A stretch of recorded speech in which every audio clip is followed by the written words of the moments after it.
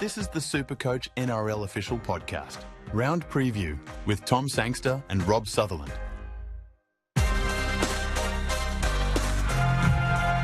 Hello SuperCoaches and welcome to the Round 13 podcast. It is the big bye round. Tom Sangster mercifully has lost his voice, so today I'm joined by Timmy Williams and Rob Sutherland. How are you?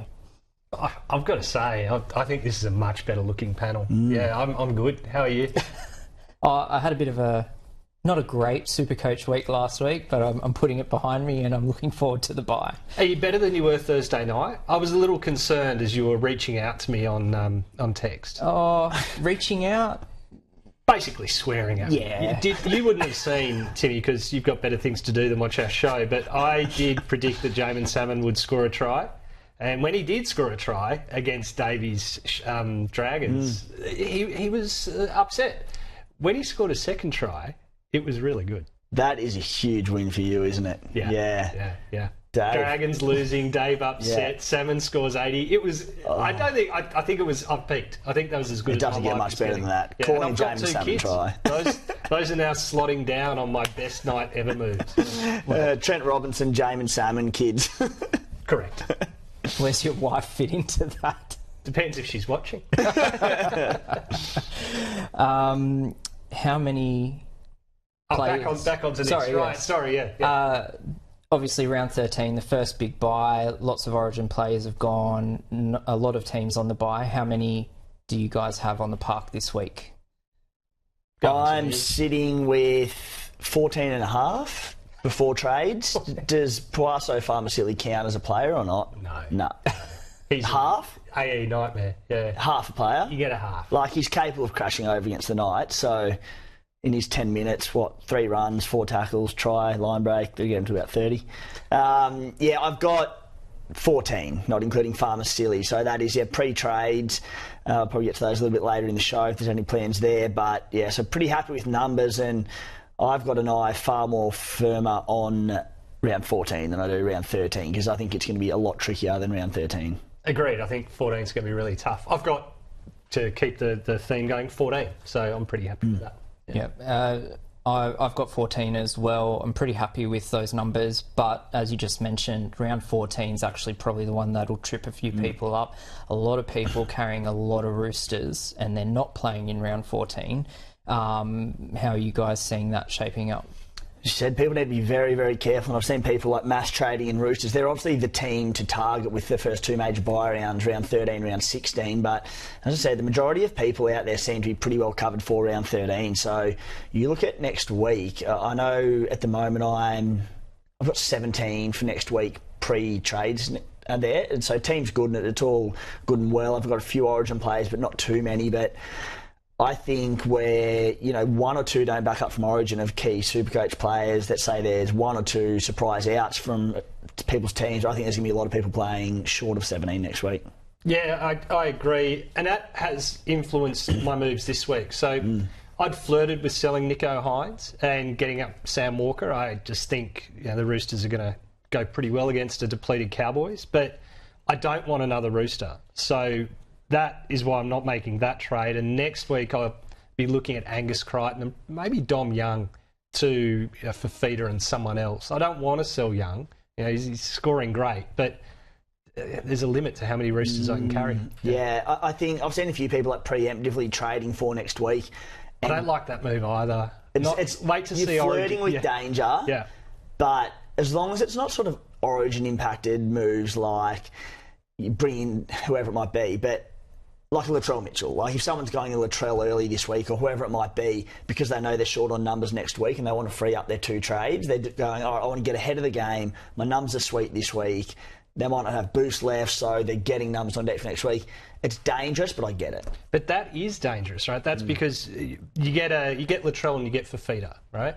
But then Jaden Sewer does his hammy and something happens to a New South Wales back. Suddenly Fafita's in the Maroons and Latrell's in the Blues, and while it doesn't hurt you for 14, it's going to hurt you further down. Yeah, I'm with you. The Fafita one, people going early on him for that reason, I think they're mad. Like, if the Blues win this game... Sorry to Jaden Sewer, I didn't mean to pick up your hamstring. Just happen to be in the same position on the edge. Yeah. The Fafita one, if the Blues win, probably plays game 2. Let's put it that way. Yeah. So Yeah. Cool. All right, we'll jump into some questions. If you do have questions, please send them in, and we'll do our best to get it to as many as we can. First one, Luke says, and it's a question everyone's asking. He's looking at trading Nicho Hynes out, but he's wondering, should he be getting in Schneider from the Panthers? I got a funny thing with Schneider. So I went and had a look at the Panthers physio put up a video, the health check videos, which I love that clubs do. It's only 4 days ago, and in it he says Schneider's out for a few weeks. And then they named him on Tuesday. I don't know how that works. That has me a little worried. And would I get him? I don't know. I don't think so. I think if I'm going to get one, I'm going to get a keeper. I'll probably go for Walker, even with those 14 issues. What about you, Timmy? Yeah, I don't think so. I see the appeal, averaging 69 this season in his 4 games, but he's also done that with a red-hot Panthers team around him. So, he doesn't have half his squad there this week, albeit I still think they'd probably knock off the Dragons regardless. But, sorry, mate. But you add Jobs. Firstly, there's the injury risk. It sounds like if he plays this week, he's coming back somewhat early. Yeah. The other thing is, it's a tough one because he was first choice half to partner Jerome Luai when Cleary was injured earlier in the season with that hamstring. Since then, Jack Cole, because Schneider was injured, Jack Cole's come in. They pumped the Sharkies last week, who were top of the table, 42-0. So, but in that game as well, Jerome Luai basically shifted to 7 and played that organising role and absolutely killed it. So when Luai does come back in, who drops out? Is it Schneider or is it Jack Cole? I suspect it would be Jack Cole, but if it's Schneider, you're sitting there going, well, that was a waste of a trade. And the other thing, he doesn't really help your buy coverage, Schneider. Misses round 16 and 19. As I said, people are pretty well set up for round 13 as it is. I just don't think the buy period draw for Penrith and for Schneider are that appealing. I've had an early look just on the buys at 19. It's a debacle. I'm not even going to worry about it. 16 and 13, I'll set up for in 19. You can't worry too much about the last buy, right? Because there's so many injuries and origin between now and then. Just set up your best team and roll through it. Yep. Adam, loving the Dream Team panel today without that mug Sangster. Look, feedback noted. Matt's asking about White at the Roosters. What's his job security like after this week, obviously, where he's been named to start?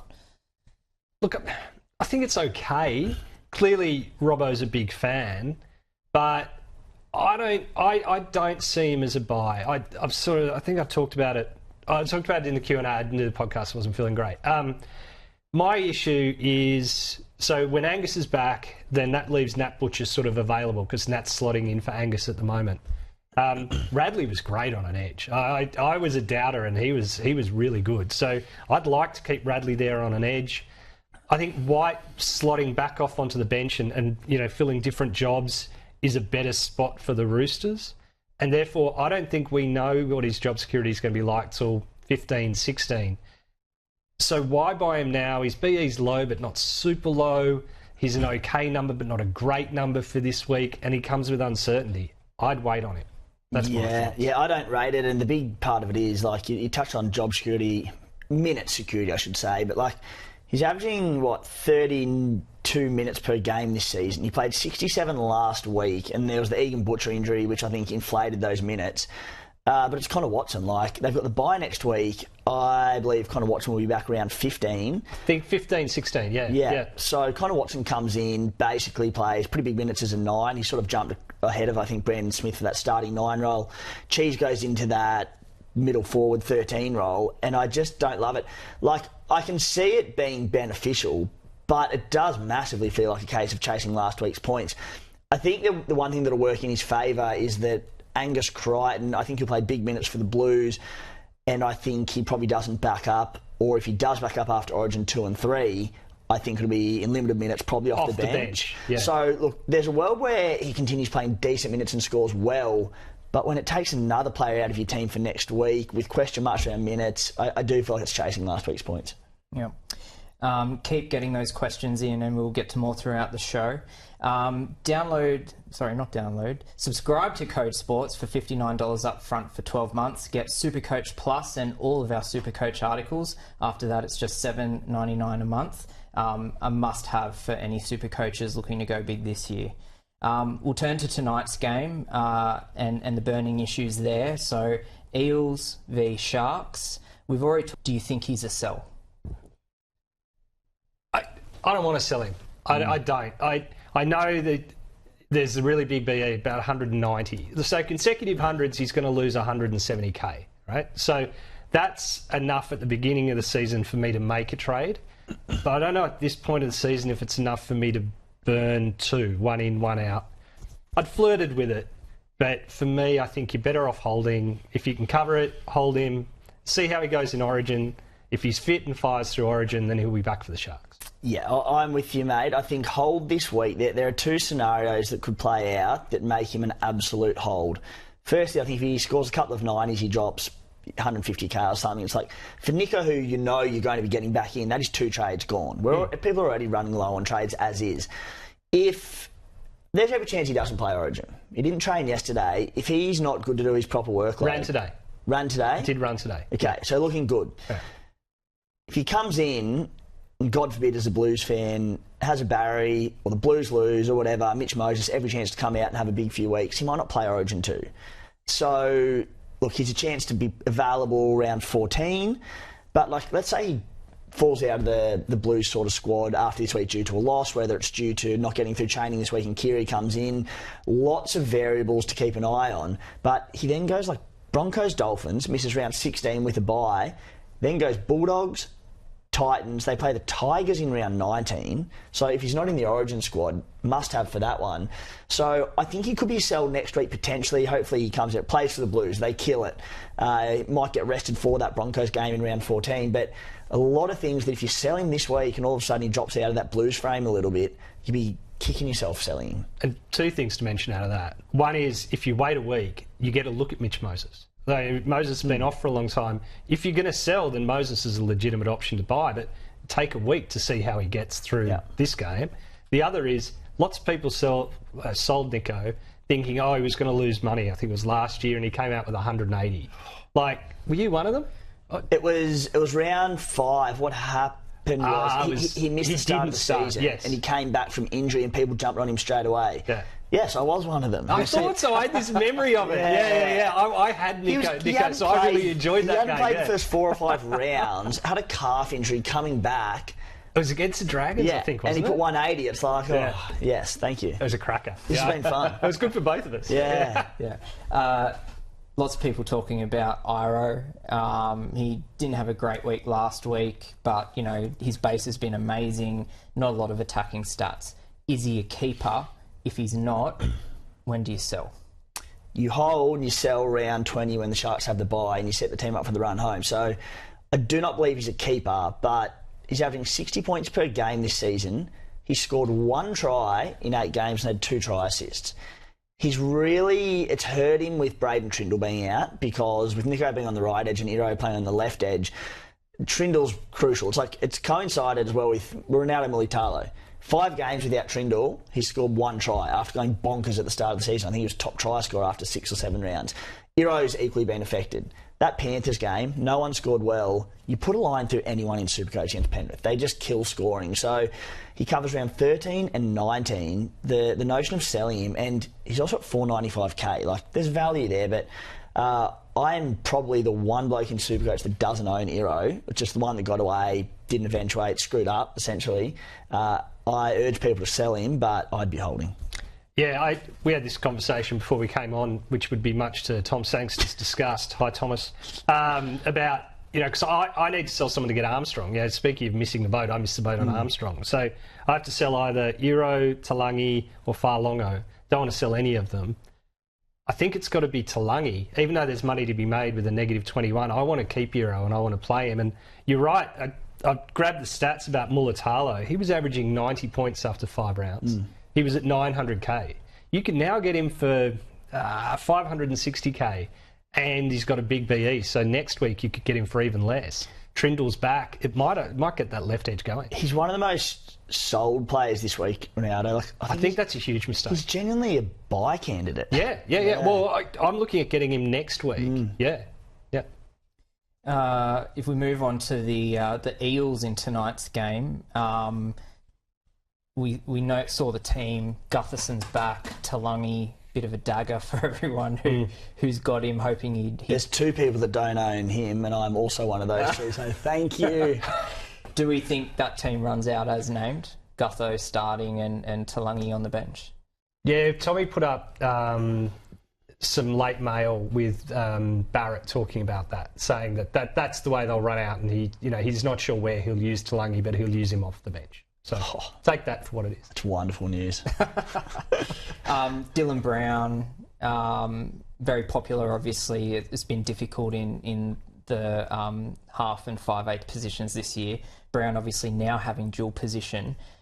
Do we think he goes well with Moses back, or does he kind of take a little bit of a backseat? Better, much better for him, I think. For starters, the whole squad is stronger, but he'll be on the preferable left edge. But Moses runs the show, and Dylan Brown just has to worry about running the ball. And that's what Dylan Brown does best. And it's what leads to his SuperCoach scoring, his tackle busts, his line breaks, his tries. With Mitch Moses out, he has had to run the show and be the organising number 7, which is not Dylan Brown's natural game. So I think it's great for Dylan Brown personally. I think it's best of both worlds. Dylan Brown was not going very well at the start of the season. And Moses being out forced him to step up, to get involved more, to get call for the ball more. So he's going to have all of that positive and everything you just said. And then, Gutho chiming in on his left as he does, and I think, big scores keep coming. He's my vice captain this week. Yeah, it's so funny with like Dylan Brown, who you look at, certainly compared to his recent years' averages, his scoring has been poor comparatively. But then you look at it, the big picture, and go, all right, he scored under 54 once this season. That was a 42, like hardly diabolical. And then you look at how bad and how volatile the 5'8" and halfback positions have been this year, and you go, he's so safe. He's so safe, isn't he? Yeah. Hopgood, selected in Origin. Do you sell him? Yeah. Bearing in mind you're answering this question for one Thomas Sangster. Thomas Sangster. Look, I haven't looked that closely at Hopgood as a non-owner, I've got to say, but Timmy's got the stats up. My thought was he started strong and maybe faded a little. Is that close to right? Hopgood is Hopgood. He's rock solid all season. So a low of 49, a high of 104, but he just basically knocks out that 60 to 70 every week. If he adds an attacking stat, that 60 to 70 becomes 80. He's not exciting, but he is safe. But if I could turn him into Fafita next week after Origin, I'd be tempted to do it. Yeah, look, he'll miss 13, 16, 19, 20. I'd be very tempted to sell. Yeah. All right, it is time for this week's Best Bets, brought to you by Tab's NRL Same Game Multi. Build smarter same game multis using stats and insights. Download the Tab app today. I'm going after tonight's game. I've got Para to beat the Sharks. I think Moses and Gutho will lift that team. They'll get around it. I've got Gutherson to score the first try, and I've got Moses to score a try as well. That's paying $71 on a 3-leg multi. Like it. Okay, like the odds. I don't think it's going to work, but I think it's great because mine's going to work and therefore yours can't. Fair enough. 71 to 1. It's not worth getting out of bed. Ronaldo Mulitalo to be the first try scorer. Teague Wilton to score a try, and Junior Paulo to crash through the middle. There's thinking here, right? So, Trindle's back, so that's going to open up that left edge. So Mulitalo will score first, then they'll all focus on him, and Teague Wilton will score next.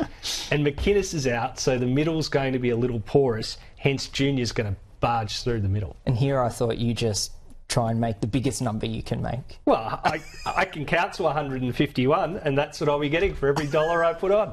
I'll tell you what, boys, if our 3 multis get up, we'll own News Corp by the end of this weekend. So Have you seen the reports? That's nice. I can't see. We'll own something else. We'll own something good. I've gone with Brandon Smith. That Roosters Cowboys game, I think it's points. Yeah, just points. Yeah, there's meant to be about 2 inches of rain on Sunday, so that's going to rain it in a little bit. If it feels dry, pick your own line there. That'd be enormous. But because it is wet, I think they'll play a little bit tighter in field. I think Brandon Smith to score first, second or third try, darting over 64 minutes last week with Watson out. So Cheese to get the first, second or third try, Tedesco to score, Glue Hands Joey Manu to score, Scott Drinkwater to score, $101. That's pretty good. I mean, it's better than mine, but it's only 100 to 1. You can get You can get cheese anytime. Sorry, in the first 3 tries at about $12, $13 or something. So I like that by itself. Lovely. And of course, the only place to place those bets is on the Tab app.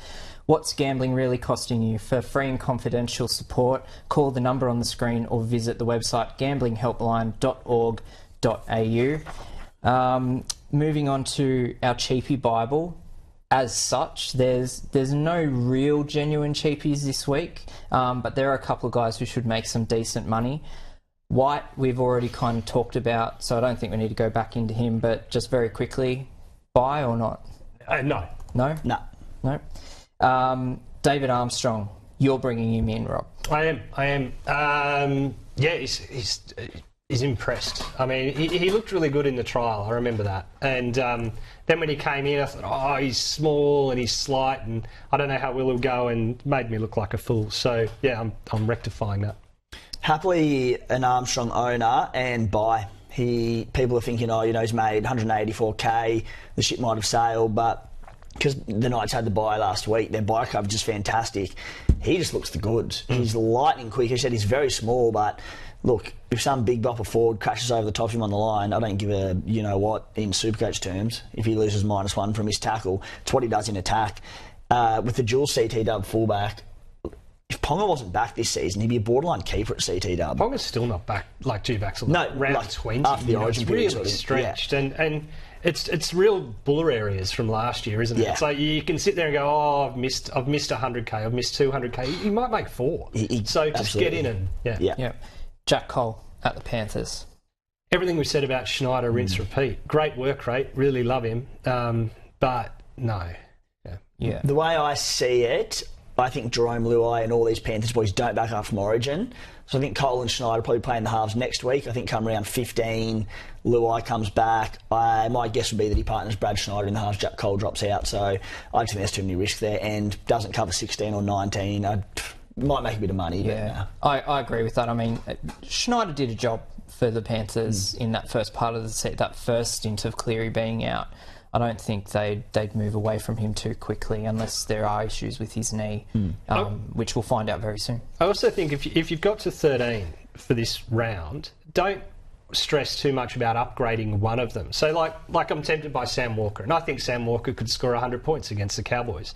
But if my 13th guy is going to score 30, 35, I'm burning a trade to get 65 points to get a guy who's not playing next week. Doesn't make sense. I had the 13 plus coming into the round. I'm not making a trade to get a 15th, 16th option this week, and sure, it might bank an extra 30-odd points, but I just don't think it's worth it when you can save trades and take this opportunity. I think the exception to that is if you've got a slot where you can get James Tedesco in, who is on fire, going up in money, has an awesome matchup, is the pick of the captaincy options this week, in my opinion. I have Trey Fuller and Scott Drinkwater, so I just can't justify bringing him in for either of those this week, but I think Teddy's the exception to that rule, and I'm terrified not owning him this week. I'll be turning Reece Lightning into Teddy this week. Yeah. Nice. All right, we'll jump into some more questions. Jason says he has Dylan Edwards and Nico Hines. Would you sell one or both, especially with the possibility that they might not back up from their Origin duties? It's a lot of money sitting on the pine. It's a lot of money, but for mine, it's again, if you've got 13, if you can get through this round, then take the chance, watch them in Origin, see what happens, if you can. Yeah, sort of obviously spoke about Hines before. Dylan Edwards, it's a tough one, isn't it? Because he'll play Origin, he'll probably run for 250 metres, then he backs up for the Panthers a few days later. I don't think he will. I thought that Ivan Cleary, for a near faultless last 4 years, the only critique I've had of him is just playing players, backing him up after Origin and like the final round of the season in essentially dead rubbers and irrelevant games. Last year he didn't back them up after Origin's players. He learnt from it. And then I'm like, sweet, he's good, on fire. Then he brings Nathan Cleary back from injury early twice this season, does his hammy. I think he will have learnt from that again. It's reinforced it. So I think Dylan Edwards doesn't back up from Origin. Could be wrong. He'd then miss 13, 14, 16, 19, potentially like 17 and 20 as well. I can see why. I would sell Dylan Edwards to James Tedesco. John is looking at bringing in a second rower, Britton Nakora or Scott Sorensen. That's a tricky one. I think Nickera. Yeah, I think Nickera. I like the way he runs those sort of lines, and he's got sort of a better pedigree than Sorensen at delivering sort of SuperCoach keeper scores. But that's without having a good look at the stats. Yeah, I think Nickera as well. Scotty Sorensen's one that I had off as a little bit of a super pod through the bye period, and because of injuries, he's bottoming out in price really nicely, so he's quite affordable at the moment. But you're right, pedigree-wise, just Nickera, you know he's going to play 80 minutes every week, and the big one is, you mentioned how hard round 19 looks for numbers. Nickera plays it, Sorensen doesn't. Sorensen also doesn't play 16, so bye coverage is not great for him, and that's why I put a pencil through him. But Nickera's been underwhelming, but he's also been solid enough. He's basing 46, he's sub 600k. I'd probably go Nickera. That's a good base for Nickera. For him it is, yeah. Will says he doesn't have Dylan Brown. Is it, and we've spoken a bit about selling Nico, is it worth selling Nico if that's who you're bringing in? Is Dylan Brown a must? I'd do Nico to Brown. I would, yeah. Looks a pretty good trade, doesn't it? Yeah.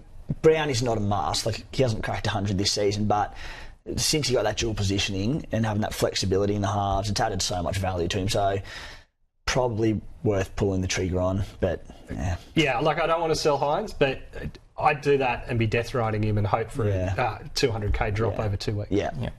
Talked a little bit before about kind of making that last trade just for the sake of an extra number. Nathan's asking, would you go Reece Robson to someone like Marnie, even if you already have 14 this week? Marnie is ridiculously popular as a buy this week, and I can't work out why. I'm not saying he's a bad player. It's a decent base, but maybe he steps up with Burton out and takes more of the attack. But honestly, I cannot get my head around it. Can you? I can, yeah. He had not even caught my eye until I saw a mention of him earlier in the week, because I brought him in last year. Like, he was a pretty popular buy around round 6 or 7, and he was terrible. He came in and was scoring like 30s, and you just couldn't get rid of him quick enough. Firstly, on that strategy from old mate, I'm in the same boat where I have 14 sort of 15. I'm not trading this week. I'm going to save all 3 of them. So I'm choosing not to strengthen my team for an extra 20, 30, maybe 40 points. How many trades do you have left? 22. You always have so many. It's so annoying. You've got so much self-control. I don't like you, Timmy. 19, 20, something like that? I've got 18 after trades this week. I had gone hard this season by comparison to previous years. And then because I've got numbers this week, like, sweet, I'll bank 3, happy days, and plan for what you said before, Rob, for that round 19, and hopefully get 13 for that when people are running out with 8 or 9 sort of thing. Reed Marnie, look, I wouldn't buy him, but he's averaging 65. That's annoying. His numbers are good, aren't they? I'm just reading them down. I did the exact same. Like, before I looked at the numbers, I saw Marnie, I'm like, please, like, there's better. He scored under 50 once since round 2, and that was a 40 against the Storm, in Melbourne. So very, very tough game. Basing 47, the Dogs are humming. So, not for me, but the numbers are good. Would I go Robson to him when he's already got 14 players? No. Yep. I take it back. Mocking all those people. Now that I've actually looked at the numbers, I suppose I can see. They're pretty good. They're pretty good. Dean says Rob looks like a bland picnic blanket in that dull shirt. No matter what I wear, I cop crap. It's like, you're too colourful, you're not colourful enough. It's not one of your best, let's be honest. Also, he's gone the double inside as well. Not just a picnic blanket, but a bland one. Moving on to... I miss Tom. Who would have thought I'd say this? That might have been Tom. Could well have been, yeah. Who is your buy of the week? So I've got Joe Tapine into my team this week. He hasn't been as good this season as we've seen last year, for example, but I'm actually getting rid of Morgan Smithies this week. So I see it as I'm getting rid of a guy who's going to pump out 20-something for someone who might get 50, 60. So it strengthens. I don't just have 14 guys this week who are there making up numbers. He's a decent catch. Well, it's starting to get cold in Canberra, and that's when Joe starts to do some work. So, I can get around that. Mine's Jacob Preston. I think the injury to Kickout is only a good thing for Preston. 80 minutes, he's shown what he can do. He comes in at an 80k discount to what he was priced at to start after his big year last year. My only issue is he a legit keeper? And that's what I want to be getting. And I think he's maybe on the border and maybe just below. The other one is Ewan Aitken that I've looked at, but his base numbers last week. They're ridiculous. Every week. Yeah. They're ridiculous. But I end up going no because I look at it and go, well, it's like 650k, which is a lot of money now. And I got this feeling about he's got like the Charns nickel clock studs about him. I'm like, you can't keep up that work rate. Like, that's not you. It's not possible. You know, CNK's run numbers had to drop, and they did. And I think Aiken's work rate has to drop. I think he can keep the work rate.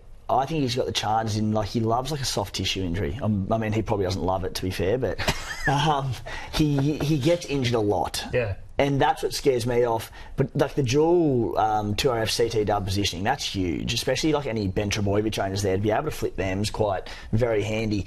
I like the... Or Jamin Salmon, don't disrespect. Or the Jamin Salmon, the two-try hero. Yeah. I think the downside to Ewan Aitken is, it's just, again, the Dolphins have the bye next week, so you're one short again next week, which is hard, but he's basing like 55 this season. He's been unreal.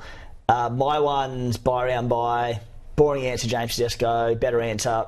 Very similar mould probably to Jacob Preston, similar price and everything, but your boy Victor Radley.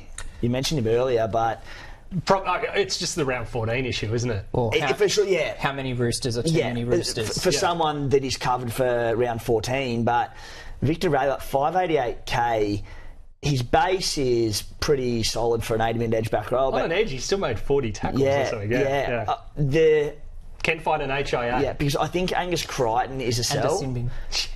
I think for reasons mentioned before, I think Crichton's a sell. I think he just plays pretty minimal minutes over the next 6-7 weeks for the Roosters and misses a lot of games. And I just think Bradley's probably won that spot on the edge, so at least into the end of the Origin period. So I think he's a good little pickup. Cool. Moving on to the no-go zone. So mine is a pretty popular player this week. I've got Mitch Moses as my no-go. It's his first game back from injury. I want to have a look at him. His break-even is also 61. It's not especially high, but they are playing the Sharks, who have been really good defensively. So long-term injury return, I just want to have a look, and it might be someone I look at next week, but I just don't know if I'd go there this week. Jack de Belin for me. Pretty popular. I just see him as like a 50 to 60 point guy unless he jags some attacking stats, and I think he's too expensive for that. It's a pass for me.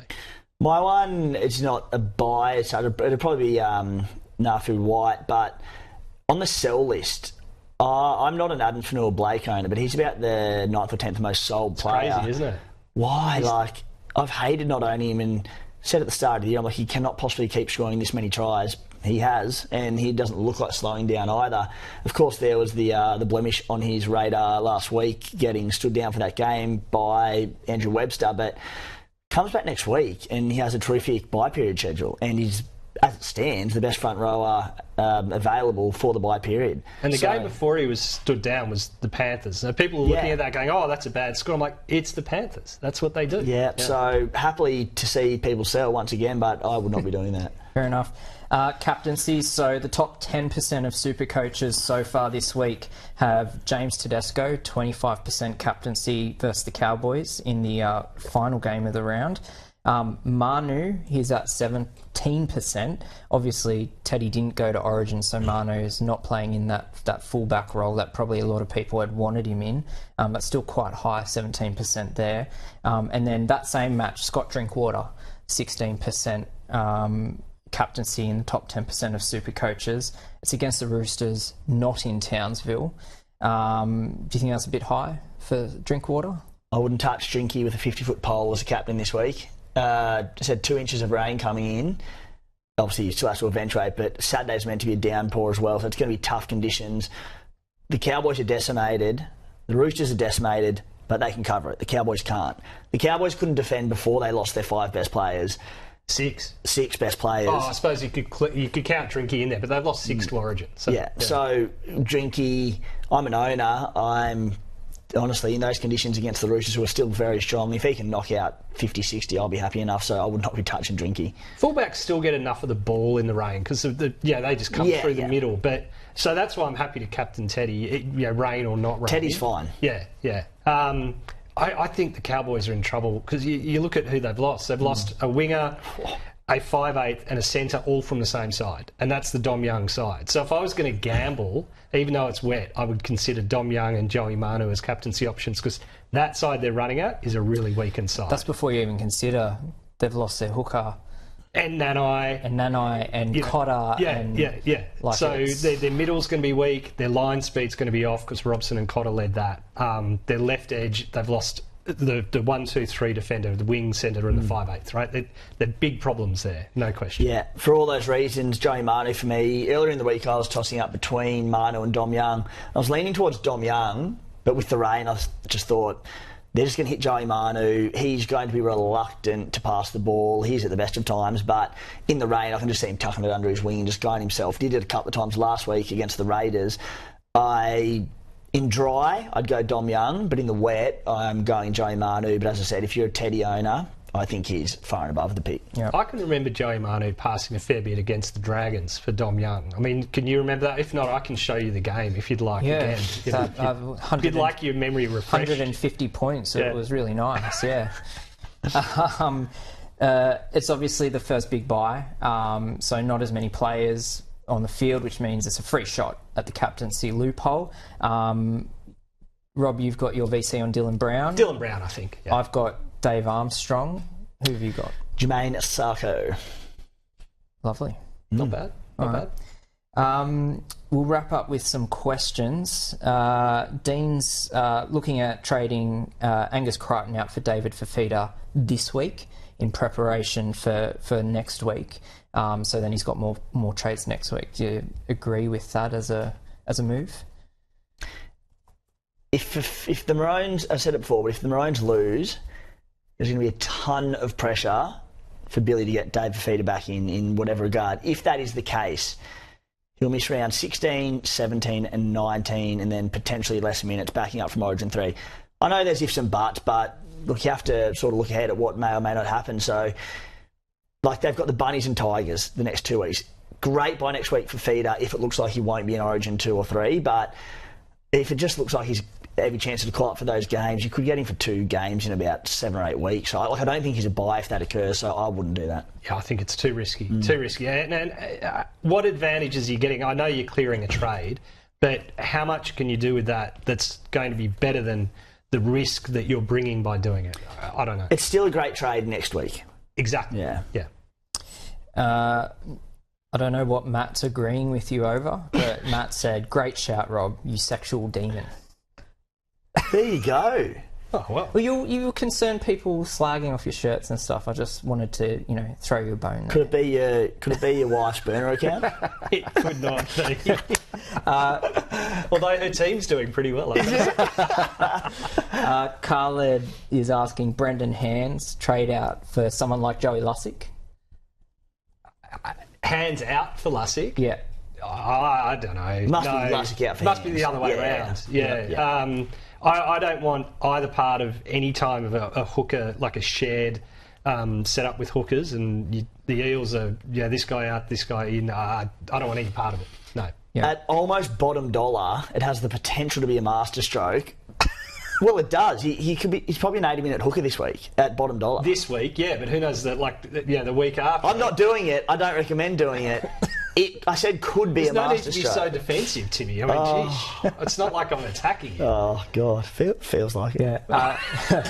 Kane says, do we have any idea who's more likely to back up after Origin? I know on the official SuperCoach Facebook page there was a bit of a percentage rating on some players. Like, we think Harry Grant's very strong chance of backing up for the Storm. He'll be playing off the bench, so won't be as many minutes. The Storm don't play, I think, until is it Sunday next week? Oh, I'm not sure. But so there's a bit of there's a nice period. Tommy did this work, yeah. But Sunday. Yeah, so I think Harry's someone who he's more than likely to back up for bigger minutes than some of the others.